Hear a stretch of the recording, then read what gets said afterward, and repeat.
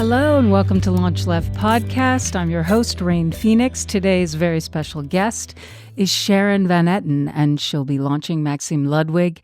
Don't forget, rate and subscribe. Follow us on all socials at LaunchLeft. Welcome to the show. Hello, Sharon, and welcome to LaunchLeft podcast. Hi, Rain. Thank you so much for having me. It's such a pleasure. I've been wanting to talk to you for a while and admire so much your art in the world, your music, and also your acting. I was a fan of the OA, and I thought you were so great in that, really. Aw, thank you. Yeah, it's definitely not my forte, but I was down for the challenge when I was first approached. But music is still my biggest part of my soul, for sure. Yeah. I mean, you do music, you do acting. Is there some other creative outlet that, whether it's to your, for yourself or just for healing purposes, that you do, or is it really music where you draw most of your inspiration creatively? Music is number one for my own outlet, and by the way, you might hear my son practicing piano, by the way. I do hear that. I didn't really have anywhere else to go. That's my other passion, is seeing life through new eyes that isn't yet tainted by the reality of the world. But I'm trying to be more active in organizations in Los Angeles. And in the past few years, I've been involved in an organization or with an organization called A New Way of Life that's based out of the LA area, who helps women that were formerly incarcerated get housing, therapy, and help get sober and reconnect with their families and start a new life.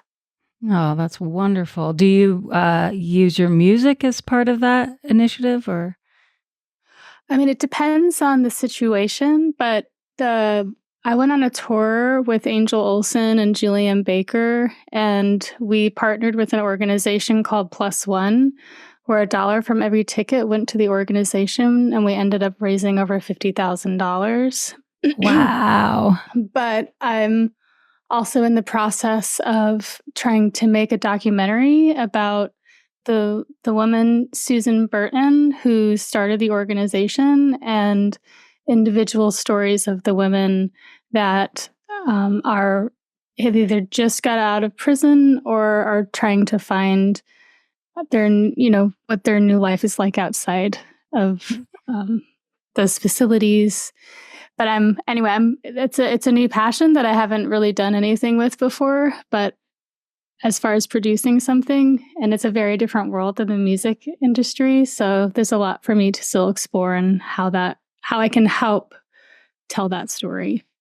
Susan is incredible. I am familiar with her and her work.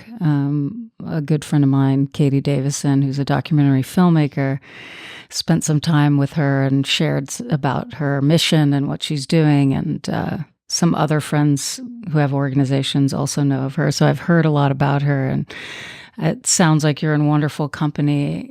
People really doing the work, really connected to helping women and previously incarcerated women specifically. That's so wonderful. And so you'd be wearing the producer hat for this doc. Possibly. Yeah, we'll see. I don't know what that means yet. Yeah, I know. There are many different ways to be a producer, and creative producing, I think, as an artist, that's something I do a lot of. I always say that ahead. I'm like, I'm happy to be a creative producer, but don't give me the job of line producing or figuring out the budget. Yeah. Putting people together. Exactly. That, it's producing the world around in which we can express our needs and the creative behind it. But, put a group of people in the room together, like it's a round table discussion of how to make something. That's exciting to me. Yeah, I totally get that. So you're not a visual artist at all. You don't paint. Sounds like music. And you really I'm a fan of your music. I really love the single you released recently, Every Time the Sun Comes Up, and I enjoyed all three versions of it. The two that were double time were totally different than the one that was released, right? Or the one that's more known. But I really enjoyed them. Oh, well, thank you. Yeah, every time I go on tour, it's a little bit of a different iteration of the band. And over the years, I've learned to go from solo to having a minimal setup to finding the right people that I've been slowly, I'm in my 40s and I feel like I finally got a band together, where I'm leaning into all these influences from growing up in the 90s, that like 80s, 90s, that I wish I could have been in a band then, but it just so happens that I found my place in the rock world now. And with the musicians that I have in my band, we've gotten into this specific sonic place that is very deeply influenced by post-punk and like The Cure and Joy Division and Pylon and like a lot of bands that I just grew up listening to that now I can feel like I'm honoring in some way. So that song we decided to release, I feel like I'm meandering a little bit, but we did a version of Every Time the Sun Comes Up live in that vein as like an homage to Joy Division and The Cure. And fans responded to it, so we decided to release it. But a lot of the new songs that we've been working on are in that wheelhouse. So it was a fun way to throw it out into the universe. Yeah, and as you started, it seemed like you were really more solitary as an artist and DIY. Correct me if I'm wrong. I do know you started by making CDs originally, like homemade CDs, and passing them around. Obviously, your career and your trajectory has changed drastically, and it sounds like you having this like outfit of players and a band has really changed the way you're making music now.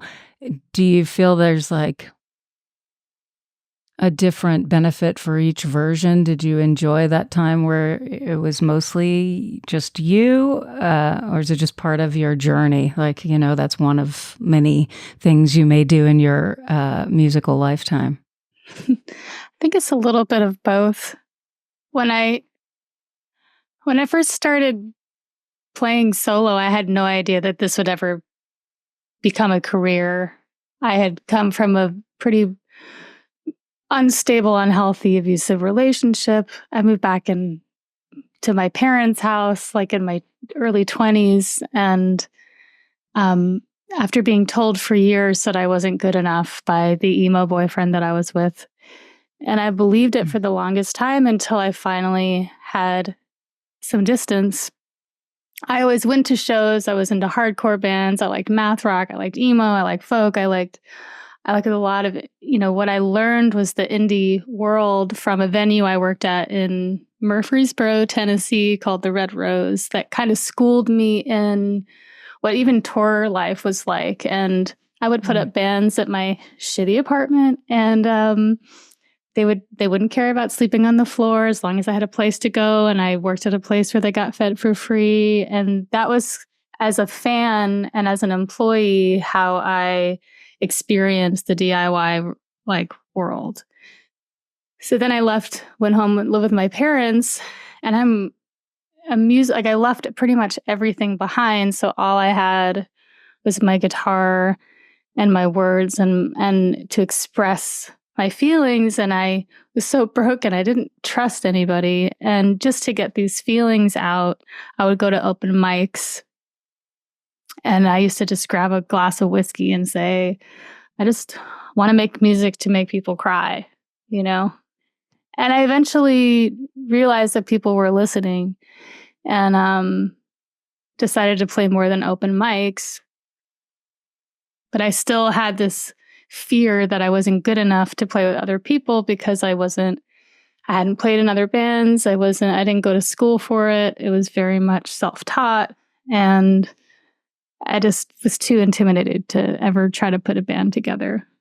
So it wasn't until 2010 where I had someone reach out to me, Doug Keith, who was one of my first band members, who was a fan, and he's like, I'm married and I don't want you to think I'm hitting on you. I'm just a fan of your music. Because he had reached out to me a few times, but again, my ex's words in my head are, if it's a guy who wants to play with you, he just wants to get in your pants or whatever. I've finally just had to learn how to shake those mantras that were false in my head and trust people that were saying that they liked my music. And he helped put together my first band, but that wasn't until 2010. And so that was the journey where I slowly started trusting people and letting people in. And the more I let people in and trusted people, the more I could let go. And it's still something I'm, discovering and finding how it affects my performances and my writing and even my friendships as I get older. And I'm finally, my past is always there, but how far I am from it now is just, I'm still figuring out what that means to me now. Wow. And it sounds like that was a pretty long journey between that difficult breakup and 2010. And I have a lot of girlfriends and my own experiences with that kind of negative talk, especially from someone that you care about or you hold to sort of have the keys to your self-worth city, so to speak. That, allowing that in can take so many years to unravel. And it sounds like you did it through music, which is such a noble way to find your own self-worth again and realize that you don't have to be a virtuoso or a learned musician to work with musicians, and that you could make deep friendships, and it wasn't about dudes getting in your pants and all that stuff. So, I mean, that's incredible. Sometimes we go the whole lifetime without getting there, and being really wounded by those voices and those mantras that are negative through people who held a lot of power in our early lives as women. So, kudos. Hats off. That's incredible. That's a beautiful story too of transformation through music, That's so cool that you have a band now, because there is something different between having a band and just sitting alone and writing songs and hoping people connect. It just changes, right? Yeah. Yeah. Because you can turn to each other, you can lean on each other, and you're hearing people, like I said, I'm learning to write with the band. It's like you hear somebody else's instincts that aren't yours, and you test yourself and your nature too, and being like, well, that's not what I would do. But also, this is why I want this kind of input, because if I was just working with my own taste, like I'd be writing the same song over and over and over again.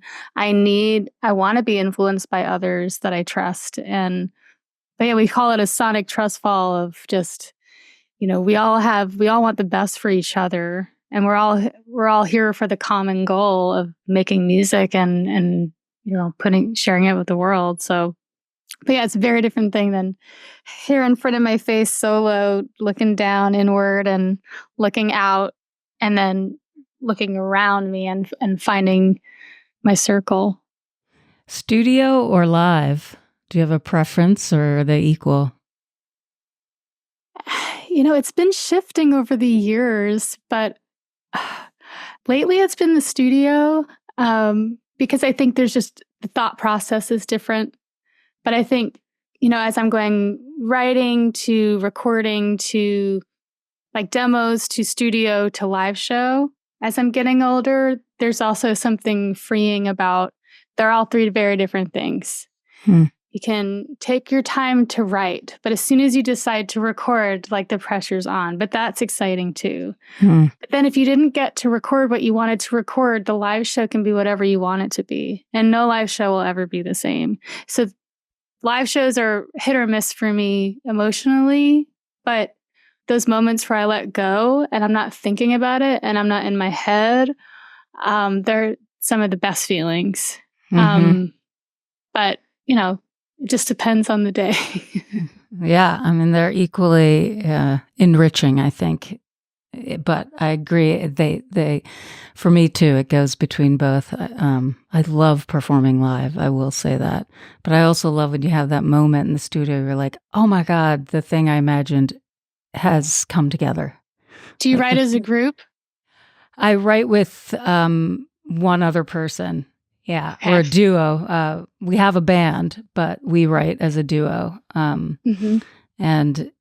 I didn't always, actually, I guess I kind of always did that, find someone to create a music melody and then I would write to it sort of. And this way it's been a challenge because in a good way, but often he'll write some of the vocal melodies, which is usually not how I work. Like I write the vocal melody with the lyrics because I hear music that makes me do something different. So some of the songs he's written the melody. And so it was an interesting learning curve to like just come up with the words, and we share a lot of that too at times. Like sometimes he'll come with a fully realized chorus with lyrics and then I'll write the verses. But I've been in music since I was 5. I've been doing it, but writing has morphed and changed depending on the people I work with. But it's always such a enriching thing if I stay open and I don't say, well, no, I don't do it that way. And put down some kind, if I'm like, you know what? Yeah, I don't normally do it this way, but let me try to try something new. And often it'll be a breakthrough for me where I'm like, you can't teach an old dog new tricks. Do lyrics come easily for you then? Yeah, very, very easily. He's always like, I don't know how you do it. Like he'll send me a song and the next morning he'll have it done. And he's like, How did you do that? Sometimes not. There's a few songs where it took me weeks. Just for some reason, the melody was so difficult to imagine what words would fit right. But mostly it just a very stream of consciousness kind of comes to me of what needs to be said for the song. But I love lyric writing and poetry and, putting the pieces together, the puzzle pieces together when things come together. But now I ramble. Nobody wants to know this about me. Not true. I actually am curious. I always ask everyone this question, how did music find you? Like when you were the youngest that you can remember, that moment that you heard a song on the radio in your parents' car or whatever was that moment where you're like, oh, what is this? Do you have a memory of that? Or an artist? I remember I was very little, maybe kindergarten, if that. And my family moved into a new house. I moved to Nutley, New Jersey. And it was a fixer-upper Victorian. And it was the kind of house where my dad would always be working on some kind of repair with my uncle, who was a carpenter, every weekend. It was just a constant thing. But the chaos of moving in, there were boxes everywhere, and I'm one of 5 kids. So everyone was just running to find where they were going to stay, what was going on. And my parents couldn't find me for a little while. And I think I was I was always an introvert. So I think I was very overwhelmed by the chaos. And I found the closest thing I could hide under. And it was a grand piano that they left in the house. And this piano became my best friend because I just would sit on it and play a note. And I remember feeling the resonance of the string and like never having felt that before. And this is before I knew I sang or anything. Wow. But it was just the resonance of that one mallet on the string. And I could feel it in this empty room. And it became my best friend all through childhood. Wow, beautiful. I have 5 children, so we have that in common. Me too, 5 siblings. How many girls, how many boys? 2 girls, 2 boys. I'm the middle girl, and the boys are on the bookend. Okay. What is the order? I'm for you? second oldest. Yeah, and it's 2 boys, 3 girls total. So I guess 2 boys, 2 girls, and me. But yeah. Okay. And the boys are on the bookends of me. So it was oldest and middle child, and then the 2 girls were the younger. Yeah. I'm the middle. My older sister, who is the second oldest, was the most responsible. Yeah. I can love relate. my older brother. I love my older brother, but he was a bit of a seeker. So she was the one that wrangled us all the time. Yeah, I can relate to that for sure. I love that. 5 kids. That's a lot. And you're from New Jersey, so you're in good company. There are some really amazing artists from New Jersey. Sometimes, it's actually, I forget what documentary I saw recently, and the artist, the Steven Van Zandt, is that what it is? No, Little Steven. Yeah. Little Steven. He was like Bruce Springsteen's right-hand guy, played guitar for him.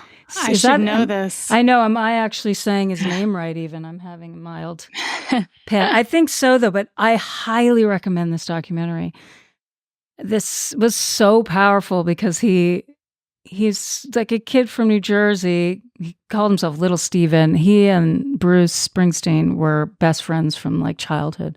And he played guitar with him for many years. And he quit the Bruce Springsteen E Street Band, whatever was that band, right before the biggest hit, and pursued a solo career, and then went on to do all the social justice work.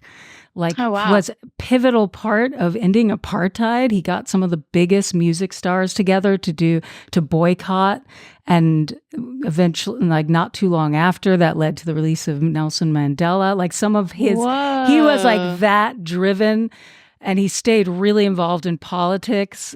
But his story and the way he talks about it, and the people, Bruce is in the doc a lot. I highly recommend it. I think it's on HBO, and it's called Little Steven. It will inspire you so much. Cool. It was really, really good. I wrote that down. Cool. Yeah. So I've recently had a New Jersey love fest. So it makes sense. You fall right there. Well, I think we have Maxim Ludwig in the room. Aww. Shall we add him to this conversation? Sure, why not? Thank you so much for taking the time to talk with me ahead of that. Of course. Thank you. Here we go. There he is. Hello. Can you hear me okay? Yeah. Yeah. Hello. Hi. How are you? Good. Digging your music room. Both of you have got quite the setup. Well, I know that guitar, Sharon. I know that humming. Yes, you do. Oh, yeah, you do. How many times have you walked it across the stage to me? So many. Before it was yours. That one that's such a good guitar. I'm so happy you ended up with that one. Well, thanks for making it happen. I feel like my room is way more chaotic than yours. Yours looks a lot more peaceful. Oh, it's just that before this started, like I put all the mess on the other side of the computer, so you guys can't see it, but I'm seeing all the mess. If I turned my computer around right now, you would see my ramshackle little Pro Tool studio. It's on the other side of this, but it's very messy. That's why I just put a beautiful painting of Jack Coulter behind me. Bless him. It's beautiful. He's so incredible. You should look at his work. It's incredible. He has synesthesia, so he paints sound, and this is my song, Lost in Motion. That's so He does a lot of really well-known artists, large-scale paintings, and has been, he's a gallery hopping painter, really cool kid from Ireland who's like very young too. So talk to me about how you guys met and how that you got that guitar, and what Maxim had to do with that. Now I'm curious. Well, Max knows, well, Max and I have been many friends in common. But I have two bandmates and another collaborator friend that have known him for how long? Like teenager? Yeah. From when I was Charlie, I've known since I was 14. And Jorge, who plays drums with Sharon, I've known since I was 19. We met on Craigslist. Oh, you have to tell this story. Please. So I was completely like, I quit school to make music full time. And so all my friends were still in college. Like everyone that I came up with that I played music with went to school, and I came home and I moved into this little apartment, like this little teeny tiny bungalow in Silver Lake, and I couldn't afford internet. And this is like before smartphones, right? And so I would go to, this is when in Silver Lake, when Intelligentsia was like the only place that had internet. And I would go there and I would just I would bring my this laptop, and I would sit there and I would use their internet, and I would look for work. And then I would also was trying to put a band together. So, and I just like kept on getting these crazy, like these musicians who, it's like blind dating, what I imagined blind dating was like. And then I was like, fuck this. I'm going to write exactly what I want. I'm going to put it out there. So I wrote this 3-paragraph ad for the kind of drummer I wanted. And I got one response, and it was from Jorge. And we've been friends ever since, and we've been playing music ever since together. And yeah, so that's, wait, you go, Sharon, you tell. Well, I was just telling Rain that it's taken me this long to finally put a band together that I feel understood sonically and emotionally, personally. Just, it's like blind dating when you're trying to put a band together. And this rendition was Charlie and Jorge and Teeny, and Charlie said, I think we're going to need some help on this next tour, because but you came out before, because we did the European tour before the Angel tour, right? Yeah. The Angel and Julian tour. Yeah. But he was like, we just need a lot more help. And he's like, we have a friend that is, he's really, because I hadn't met you before then. No. And he he shows up to our rehearsals, and sorry, I'm being so inarticulate right now. But, learning how to accept help is just a thing for me. And I know that's a thing for a lot of people, but I'm always scared to grow. And I'm always scared to, especially add another energy to like this organism of like, okay, let's see how this goes. Like this could be, always working with friends can be hit or miss. I mean, a dangerous situation. But I walked in the room and you were just so organized. You were like denim cowboy, like just super styling, but like so organized. And you asked all the right questions. And I had just never had that before. And I get very stubborn about, setting up my own gear, because I'm just like, I can do that, like middle child or just being a woman. I don't know. But I was like, I can set up my guitar. I can do it. And you just had this way about you from the very beginning of, I know you're capable, but it's my job to help you and ease your mind so you can focus on other things. And as we got to know each other just in the work environment, we started hanging out outside of the tours and shows, and we'd go on our little coffee expeditions and see what we were doing in our free time, and like go see like when we saw that beautiful art exhibit in Australia that will be forever changing, and just going for walks and finding bookstores. And finding things to do that are healthy and productive. And I didn't really have that before. I'm very focused in my work, and I tend to hide otherwise, but I feel like you really helped me come out of my shell, and thanks for letting me lean on you. I love you. And it's funny. I was telling somebody that we were going to be doing this today, and they were like, oh, it's going to be a love fest. That's all it's like. It's just, so this is how I remember it. Matt. Well, this is behind the scenes. So I just gotten sober, and I was putting my life back together, and things were, I was just like, it was pandemic too. Wow. And the world was starting to open up, and I had just moved back to LA. Basically, I was just putting my semblance of a life together. I was living in my dad's basement, and I had this moment going, what am I going to do?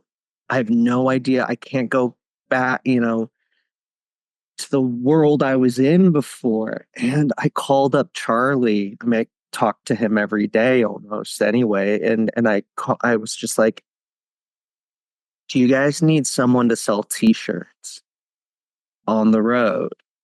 Like, I'll do anything. Just let me sell t-shirts. I'll be the merch guy. And then I talked to Zeke. Oh shit. Well, like you can say Zeke. I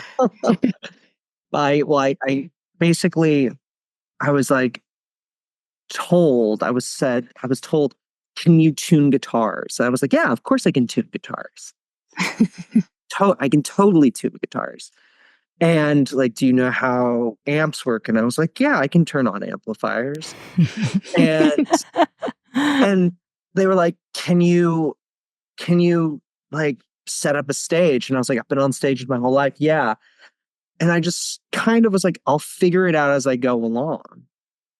And I had no idea what I was doing. I had no clue. I was like, I was just like so grateful to have a job. It was really funny because I came into the Sharon world being really close with two people. And then you and I kind of like, whenever we were on tour, we'd separate and like, because people create, like, they're like, oh, these people like doing this together. They like exercise and they like going to this kind of restaurant. And it was always like, Sharon would be like, we would end up doing something together. And we became so close, and it was so much fun. And that, it's funny because I was going to mention that Australia thing because the painting behind you, Rain, so we went to, it was in Sydney. Yes. It was the Sydney Museum of, I'm gonna get the name wrong, but basically we got a tour, or like a private tour there, right? Mm-hmm.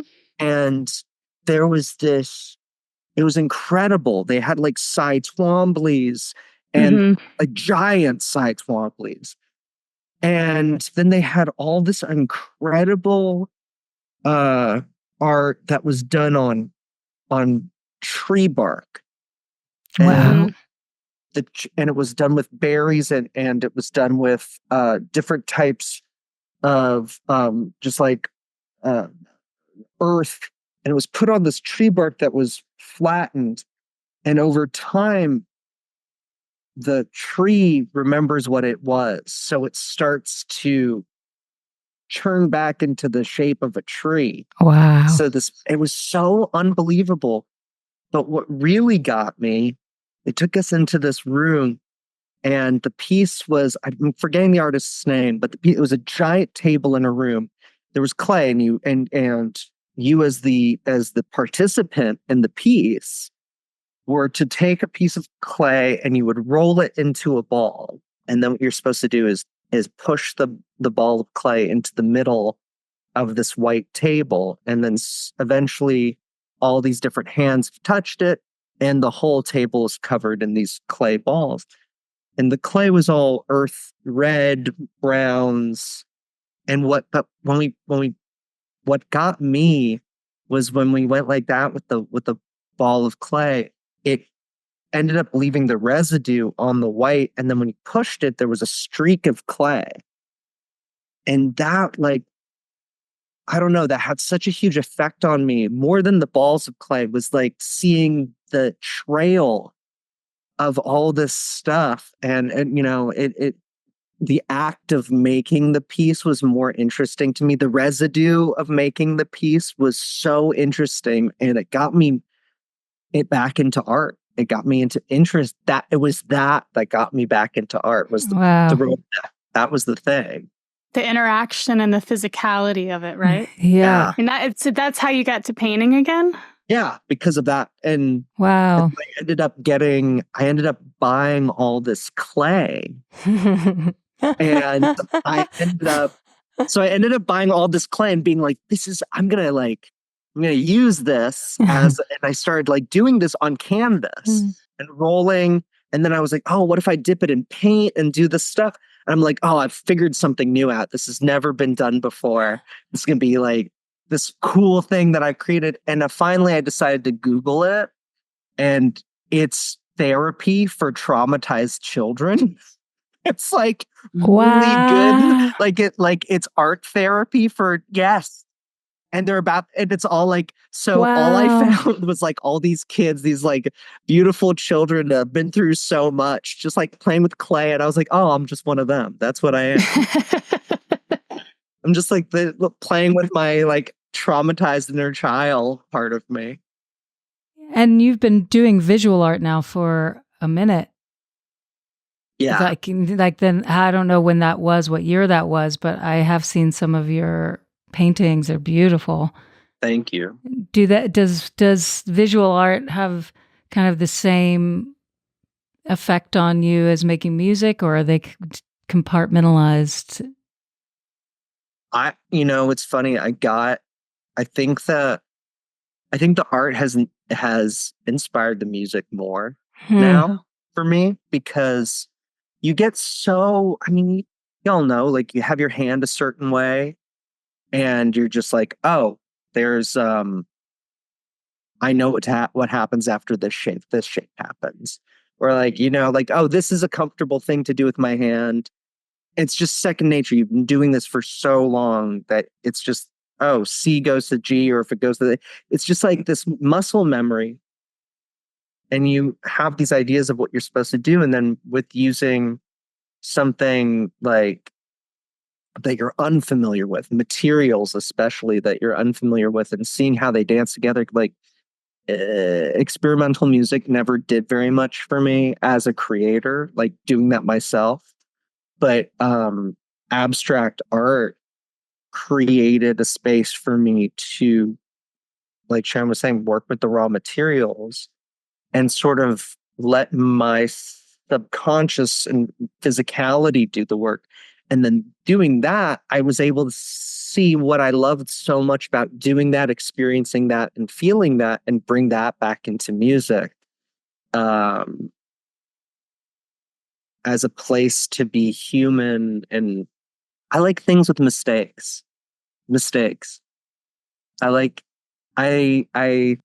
so weird. When you're making art, or at least when I'm making music, I should say, when I'm making music, for a very long time, I wanted people to see a certain version of me, to hear a certain version of me, to even the words, I wanted that to say something. It was very ego-based and very about like what I wanted people to understand about my way of seeing the world. But then if you asked me what my favorite movies or my favorite pieces of art or books, they all, or even music, it was all littered with human frailty and wabi-sabi kind of things that are so vulnerable and human.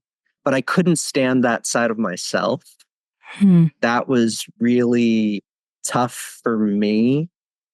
was I could recognize, oh, I want the broken, I want the mistakes, I want the Tom Waits, he calls it the hair in the gate. Like, in a movie when there's that the eyelash that in the gate, and it's like those mistakes can be the most interesting thing, but I hate that about myself sometimes. And so doing the art made me go, oh shit, like I love this. I'm going to bring this back into the music. That sort of playfulness with the material, if that makes sense. Yeah. I noticed about both of you, because I saw your show, Maxim, at Zebulon not too long ago. I guess it was months ago now. And that you both use bands. I don't know. I'm just curious about your feelings when you talk about mistakes and how beautiful they can be. If your feelings on backing tracks. I hope it's not too controversial. Backing tracks? Yeah. I can't use them. I mean, I have no philosophical, I have no philosophy. Right.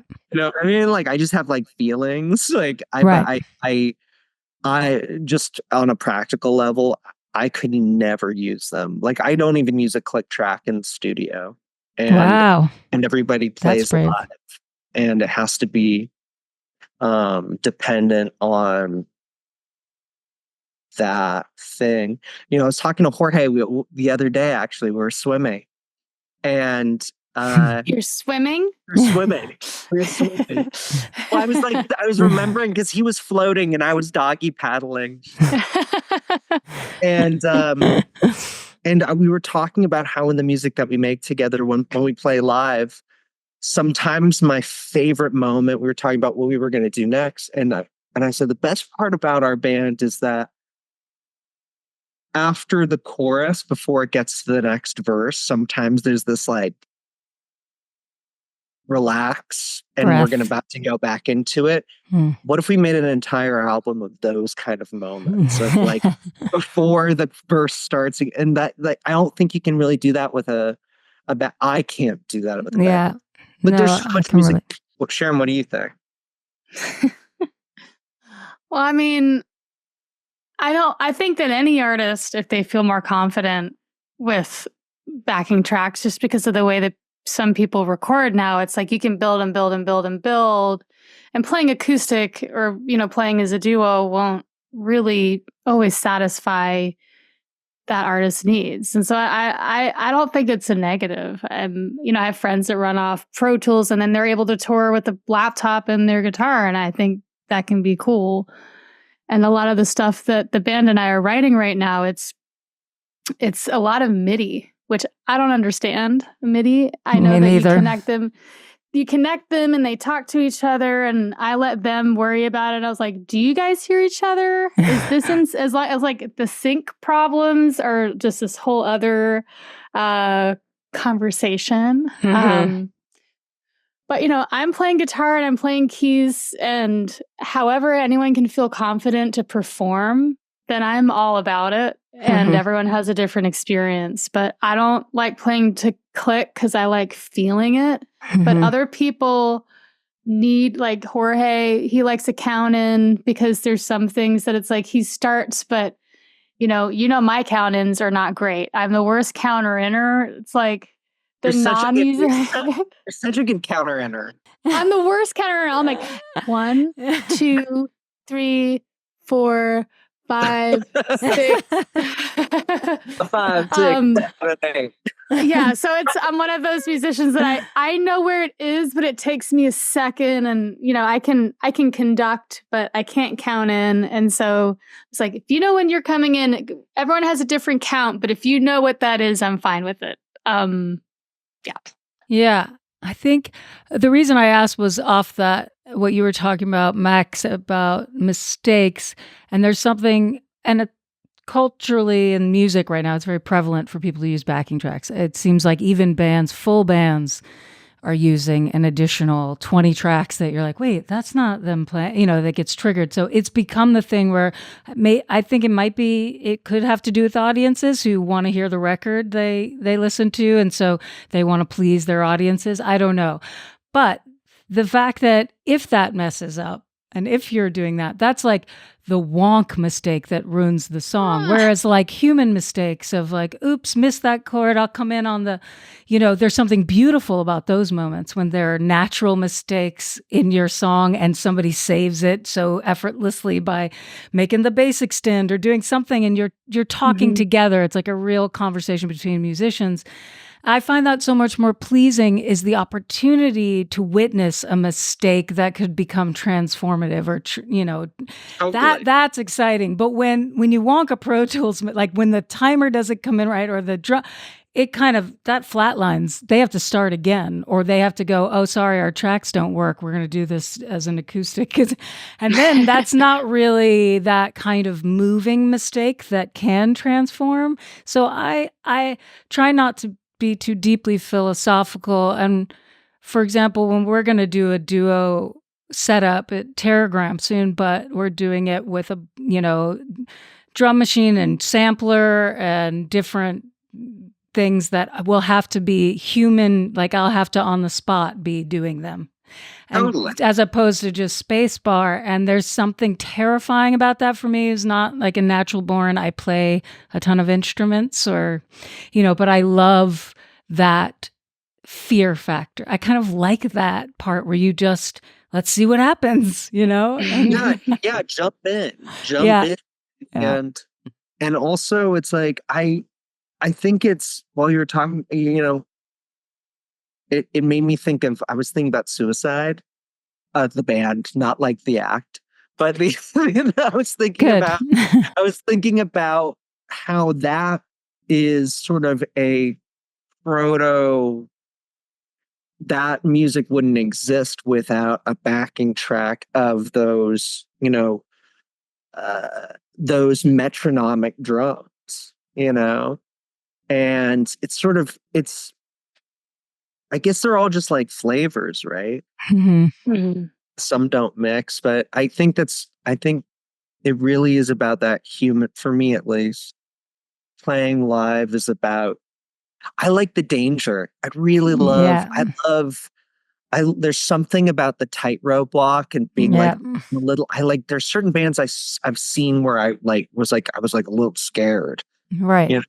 Like this could go really bad, but in a good way, Yeah. It keeps you in the room. I tell you what, there's plenty of people who go out for a smoke break if everything's all dialed in. They're like, well, I know what it's going to sound like, right? Exactly.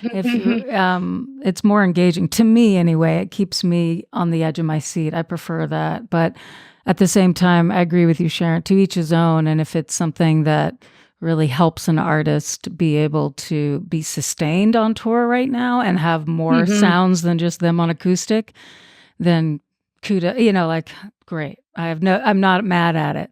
I think it's just, I've seen a lot of shows recently where even with full bands, which they're obviously paying everyone's there, but they're still using such a huge amount of backing tracks that it bums me out. I'm like, can't you guys just make this happen without that?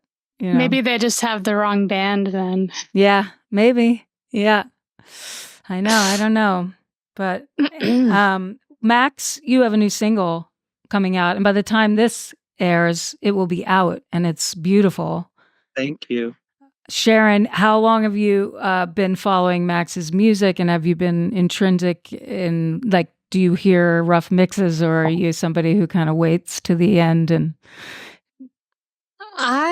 I've only gotten to see Max live once, but it was amazing. And I didn't know Max until my bandmates introduced me to him. And I love what the music Max makes and how much heart and guts he has to really share all of the, like, once I knew he made music, I was like, of course he makes music. Like, I didn't even know that Maxim was your real name. I was like, I can't wait till he opens up to me about what his real name is. Oh, okay, that's your real name. Yeah, because when we traveled, she had to see my passport. She got to see the whole thing. But I was very moved by how open and vulnerable you were in your process from, I guess, before and after sobriety, which is, you talk very openly about that as a friend, and it means a lot to me, and it's changed me for knowing you, but also in my life and how I look at my own life beyond your friendship, if there is a beyond your friendship.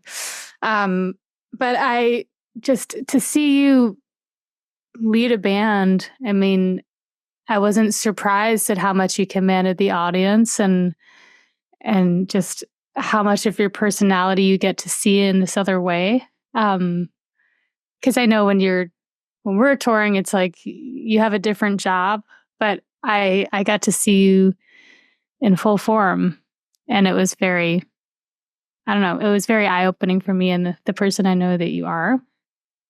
And I'm excited to hear more and more of the new stuff, because I don't think I've heard it all, but I listened to tracks that Max sends along the way, and whatever he's comfortable in sharing, because I know that can be vulnerable when you're like, this isn't exactly in the place. But I'm a fan.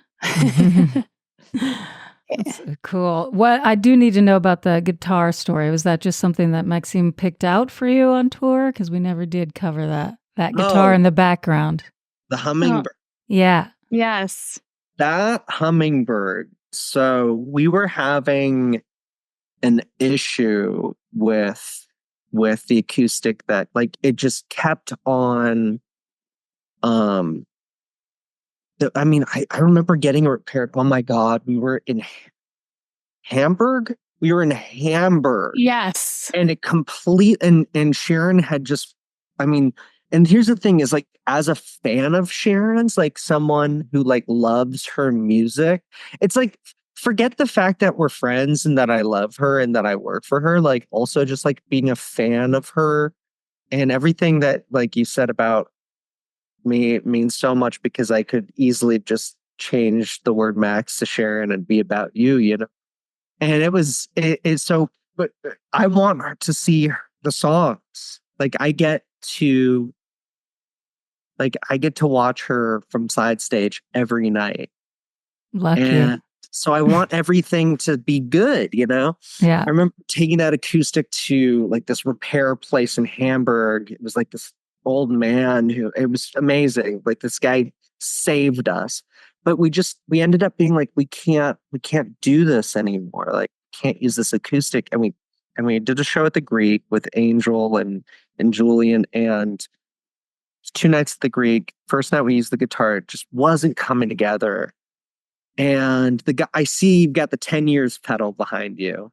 The guy that makes those uniform music, he had that hummingbird, and he said, you can borrow it for the tour. But Wow. you gotta take care of it. It's your ass. And I was like, okay, all right, I promise. And then by the end of the tour, Sharon was just like, I love this guitar, and he was willing to part with it. Wow, that's so cool. And it's been used on a lot of recordings like throughout the last 20 years too. It's a pretty like well-storied guitar. But I want to just say something really quick. When I said that, like, I'm really lucky, and it's like this, I feel like Sharon's like a sister, but also like this somebody, she's a lighthouse, somebody who's like further down the path, and that I get to. The coolest thing about being side stage, and also when I was like getting my life back and being like, am I going to continue with music? Am I still going to write? Am I going to do this? I had the coolest teacher on earth, which was, watching Sharon every night. But the cool thing for me is that because of where I stand, I'm watching Sharon, but I also see the audience and I see their reactions. So I'm seeing in real time what the transcendent nature of music when it's like going through somebody and what they're able to do. And I can see, it's like, I can almost like, I'll put it this way. There is not, and I've done this with the tour managers because I stand next to the tour. I can't, and there's always one tear that's shed at least. I'm a big crier anyway, but like at the end of the show, there's always a moment where she connects with the audience in this way that's so cathartic and it's so not phony. You know what I mean? It's so not, and it inspired me to be like, okay, authenticity, authenticity, authenticity. Who am I? What makes, and because watching Sharon do that, it like gives me chills thinking about it right now. There's nothing like that. The energy exchange between audience and performer, and when you really connect, it's almost like it unlocks the entire audience has an unlock moment. When that happens, it's very rare. It's like 1 in a million almost. Sometimes you can get it 1 in 1,000. Night. It's every night with well, her. that's incredible. But like that feeling,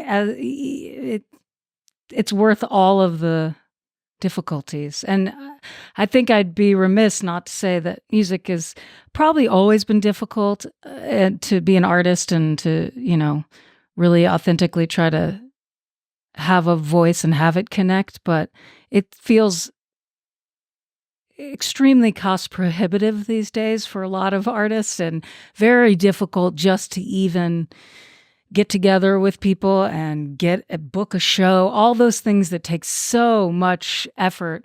So when you have those transcendent moments with an audience, it kind of takes all that away. It could be like 3 months of prep and hell and toil and why am I doing this? And then you have this one song moment with the audience, they connect deeply and you're like, oh, well, it's worth every minute. It is it's the ultimate high, I think. And a huge part of why live performance is really important, I think, to the world, It's that it gives us something to, especially when we're all like in our phones and separate, and it allows us to have this sort of communal experience about something or somebody that represents something in an artistic form. But it's also, I think you hit the nail on the head.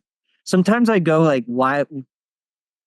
It's hard. It's hard being an artist who is doing stuff by themselves, like true independent artist.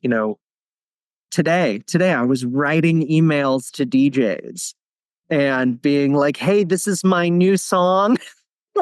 Would love it if you could listen to it. It's, and you go, why do I do that? Why do I put myself through this sometimes? Like, why do I, like, if I could cut out this part of me, maybe I would, because there's a lot of, disappointment and stuff. But the thing is, at the end of the day, it doesn't, like, I realize that I just have a compulsion to create. That's it. Mm-hmm. Like I love making things. Mm-hmm. Wonderful. I have this compulsion, and you know what? That's also what it is. I'll tell you what.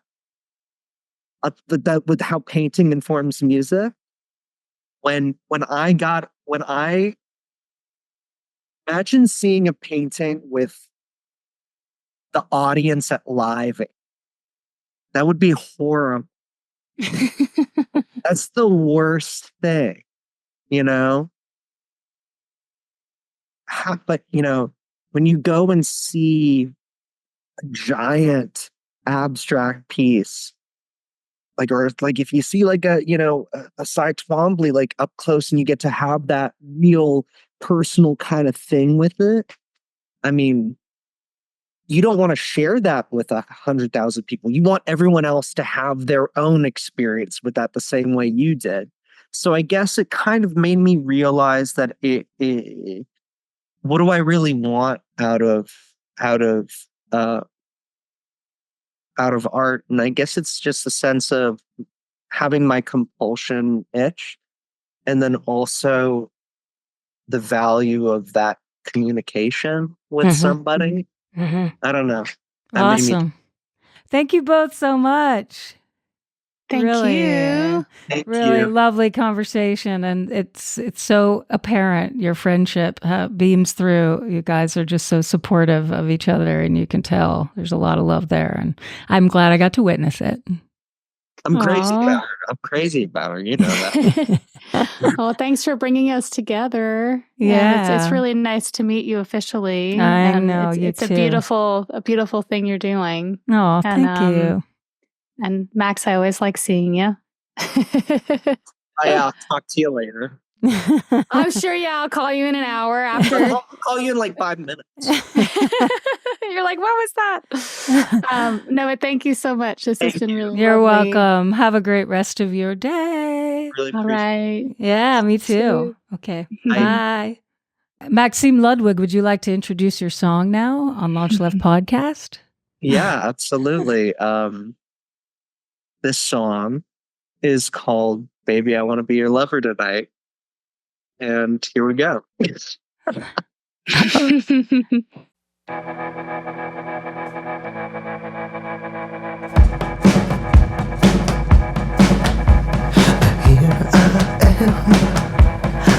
I'm anybody. I can be anyone. I can be everything. I get high.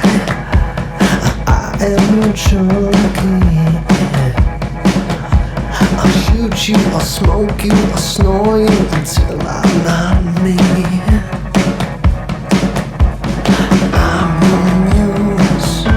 Statues in silence call upon me, and I sing to you. I gave up on being a poet. Now I'm immortal in marble and pose in the nude. And baby, I wanna be your lover tonight.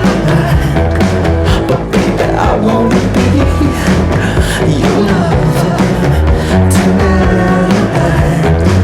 But baby, I wanna be your lover tonight, tonight, tonight.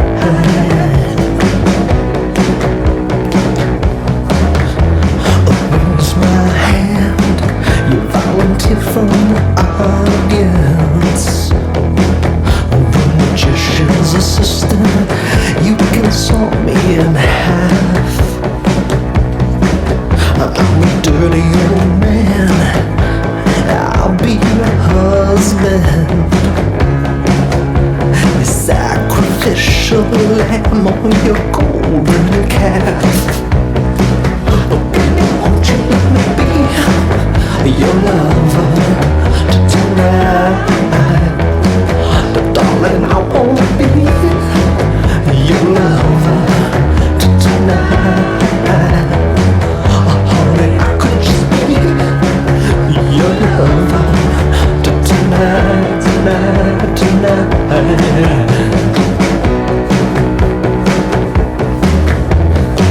But baby, when you see it coming, don't you know I know it's true? 'Cause baby, I'm coming, oh baby, I'm coming, oh baby, I'm coming for you. This is me, this is my body, this is who I am and what I've become.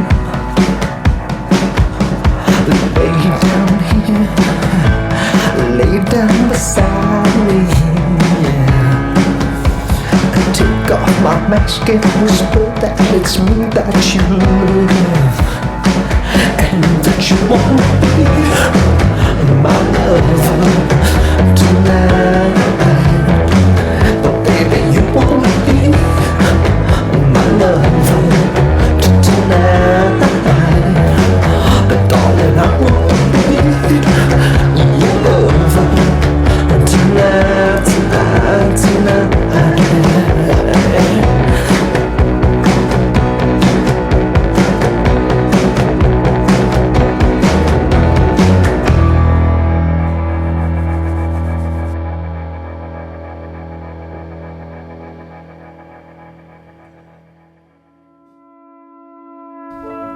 LaunchLeft aims to create an intentional space that highlights and empowers all artists for whom radical creativity is not a choice, but a necessity. LaunchLeft begins with music, but its ultimate aim is to launch left-of-center artists in all creative fields.